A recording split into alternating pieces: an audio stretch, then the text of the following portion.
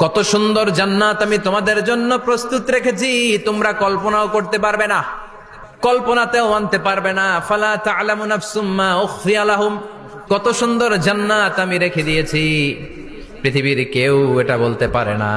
কারোর ধারণার মধ্যে জান্নাতের ধারণা আসতে পারে কত সুন্দর হবে, কল্পনাতীত জান্নাতের সৌন্দর্যটা কোরআনের আলোকে আমরা কিছুটা বোঝানোর চেষ্টা করব, কিন্তু আসলে জান্নাত কত সুন্দর এটা কি না দেখে বোঝা যাবে? কথা বলেন। বুখারী মুসলিমের বর্ণনা মানে মুত্তাফাক আলাই।